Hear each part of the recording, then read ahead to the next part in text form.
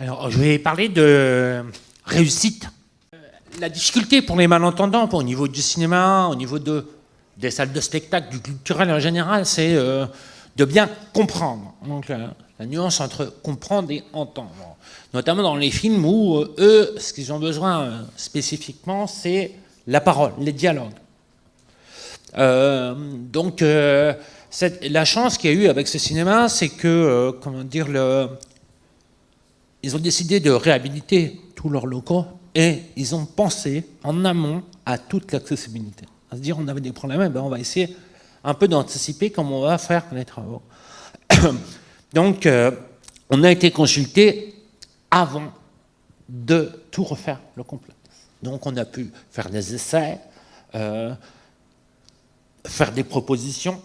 Il y avait aussi une volonté de rendre toute la chaîne de déplacement. Donc, ils ont pensé depuis la voirie. Tout le guidage au sol pour les personnes malvoyantes et tout ça.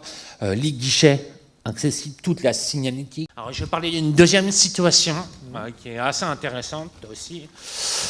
C'est un navigateur professionnel. Là, on a travaillé avec pas mal de personnes, notamment les audioprothésistes, pour savoir. On a mis des prothèses auditives, mais milieu marin, 3 semaines en solitaire, voilà, la redondance des systèmes, tout ça. Après, il y avait aussi toute la partie communication. Il est en solitaire, période de l'Atlantique. Il dort, un quart d'heure toutes les 2 heures. Mais quand il dort profondément, il n'entend plus rien.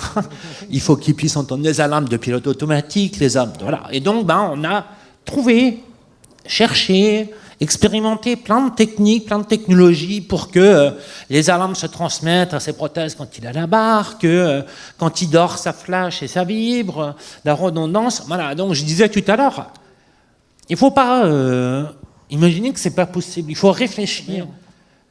90% des choses, 99% des choses existent. Moi, je suis épaté de voir comme les gens qui signent se sont appropriés les smartphones et font des visios, des cams directs. Donc, une technologie qui n'a pas été fabriquée pour eux, voilà. Et ils téléphonent, enfin, ils visiophonent. Voilà.